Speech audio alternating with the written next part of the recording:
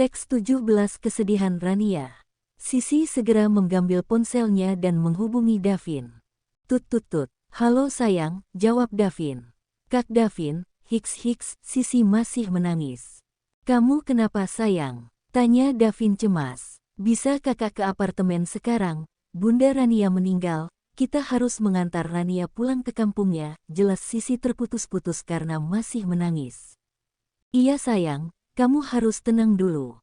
Sebentar lagi aku ke sana, kini gimana keadaan Rania? Tanya Davin. Sangat kacau kak, cepatan kesini hiks, jawab Sisi. Iya, jawab Davin. Panggilan telepon dimatikan. Sisi mengajak Rania duduk di sofa. Rania masih saja tidak bergeming, dia diam duduk dengan air mata yang masih keluar. Setelah itu Sisi pergi ke kamar untuk membereskan pakaian yang akan dibawa pergi ke Bandung. Radit sedang berada di ruang kerjanya. Dia masih menyelesaikan beberapa berkas yang belum sempat ditandatanganinya di kantor tadi. Kemudian terdengar ponselnya berdering. Tring tring tring. Halo Vin, ada apa? Tanya Radit. Halo Dit, aku cuma mau minta izin tidak masuk kerja untuk beberapa hari, kata Davin. Emang lu mau kemana? Tanya Radit heran. Gue mau pergi ngantar Rania pulang ke Bandung, jawab Davin. Kenapa Rania pulang, kok dia tidak bilang sama gue? Tanya Radit penasaran. Ada perasaan tidak suka ketika mendengar Davin mengantar Rania ke rumahnya dan dia sebagai bosnya kenapa tidak tahu. Tadi Sisi menelepon, katanya Bunda Rania meninggal. Jadi Sisi mengajak aku untuk mengantar Rania pulang ke kampungnya. Sedangkan aku tidak tahu bagaimana kondisi Rania. Sekarang aku mau berangkat ke apartemen Sisi dulu. Dari sana kami langsung berangkat malam ini ke Bandung, jelas Davin. Mendengar penjelasan Davin ada rasa kekhawatirannya sama Rania. Ya udah, lu singgahi gue ke rumah.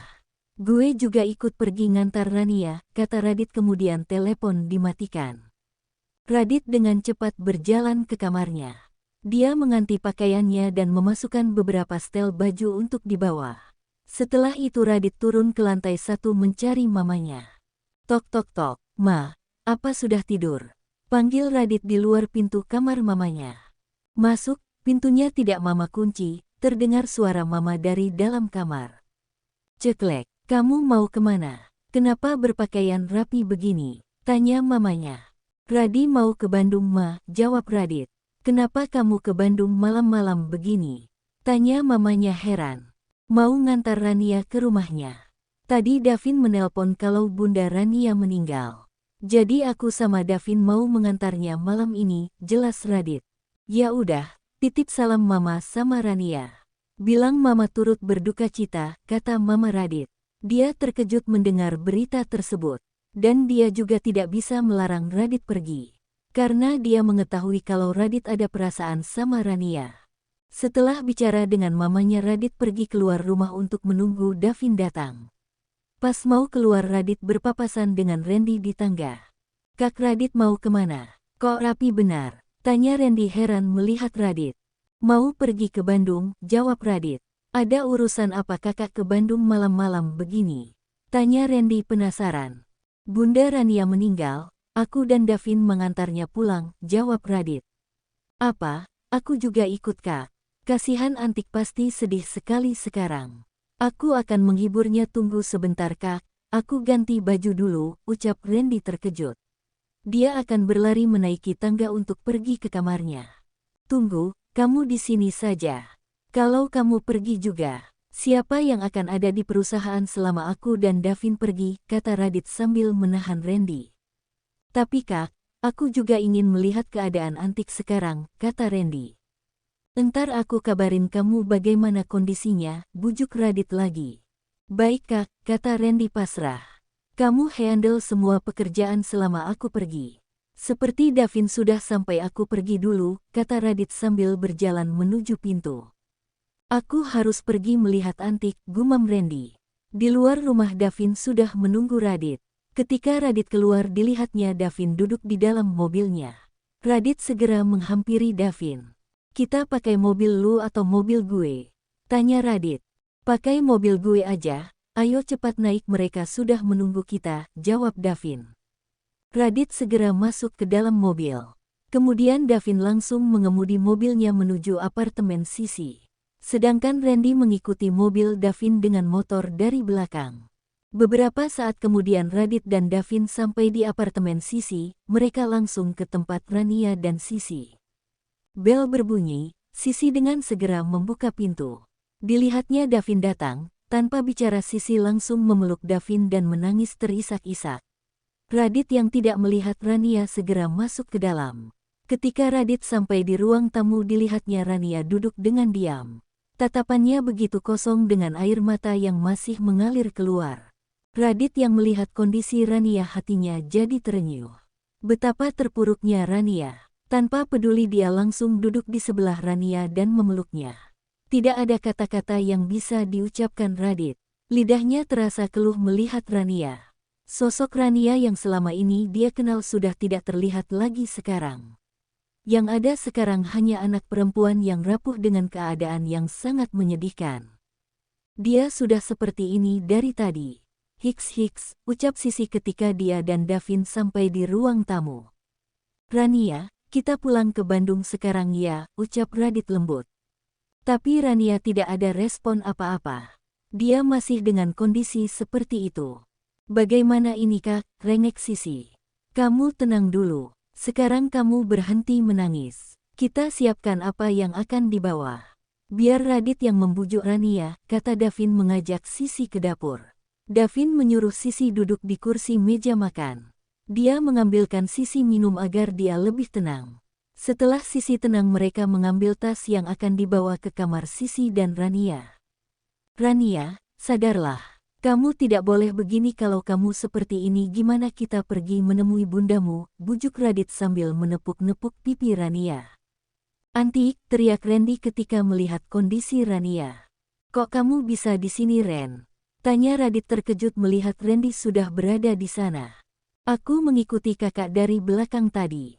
Apa Antik akan baik-baik saja kak? Tanya Randy sedih melihat Rania. Rania, kamu harus sadar.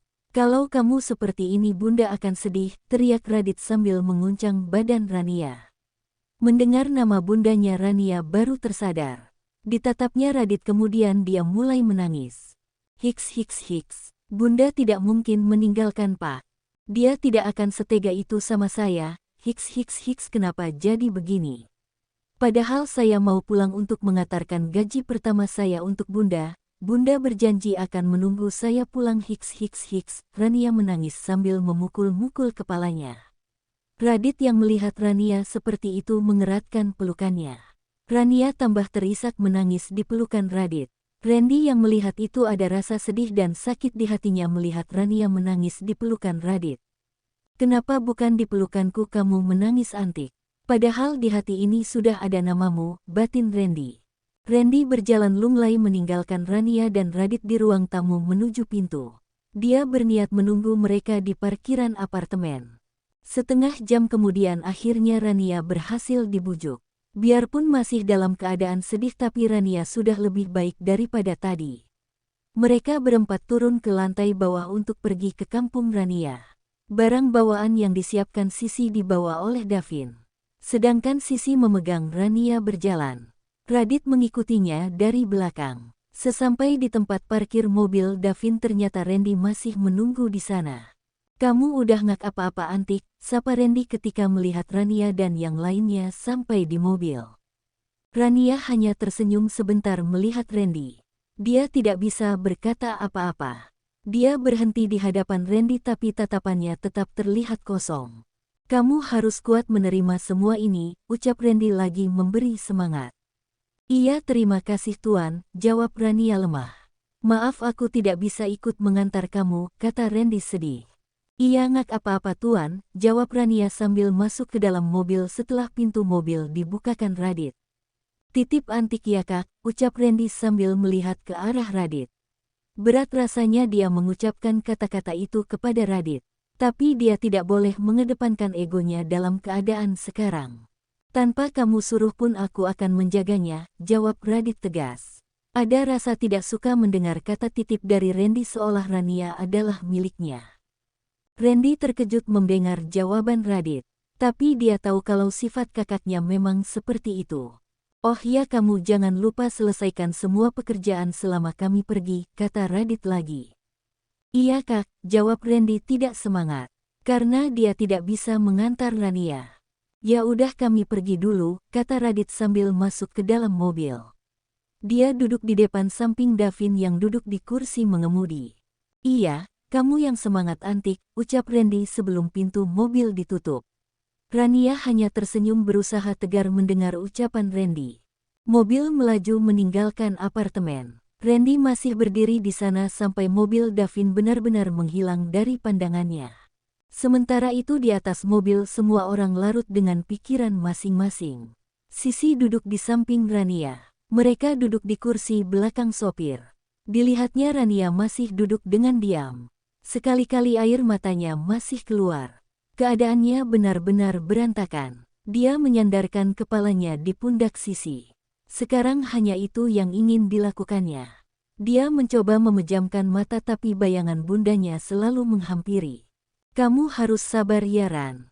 Bunda pasti bahagia kalau kamu tetap kuat. Dia juga tidak ingin melihat kamu seperti ini, hibur Sisi sambil mengusap kepala Rania. Sebenarnya hati Sisi tidak kalah sedihnya dengan Rania.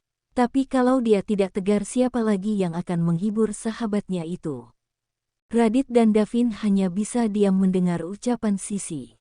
Mereka berdua juga ikut merasakan kesedihan Rania. Tapi yang penting sekarang mengantar Rania sampai ke kampungnya. Bagaimana cara untuk menghiburmu lagi Rania?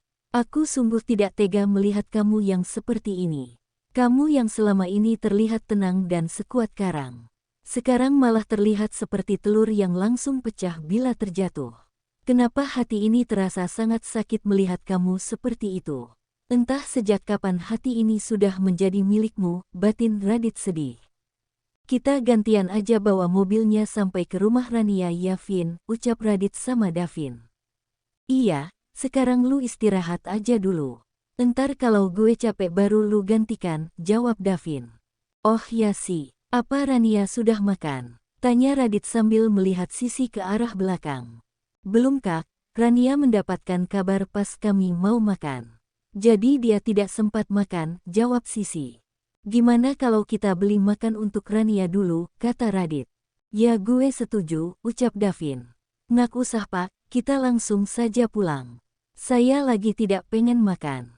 Yang saya inginkan cepat sampai di rumah, jawab Rania lemas bahkan suaranya setengah terdengar. Tapi kamu harus makan, biar kamu ada tenaga, bujuk Radit lagi. Saya tidak ingin makan, mohon jangan paksa saya, hiks, kata Rania kembali menangis. Radit yang melihat Rania kembali menangis terisak-isak. Tidak bisa berbuat apa-apa, dia tidak mau memaksa Rania lagi. Davin yang mendengar pun hanya bisa diam. Sekarang yang paling penting membuat Rania tenang. Ya udah saya tidak akan paksa kamu. Tapi kamu berhenti menangis. Tolong beri dia minum sih, biar dia agak tenang, kata Radit cemas. Sisi mengambil air mineral dan memberikannya sama Rania.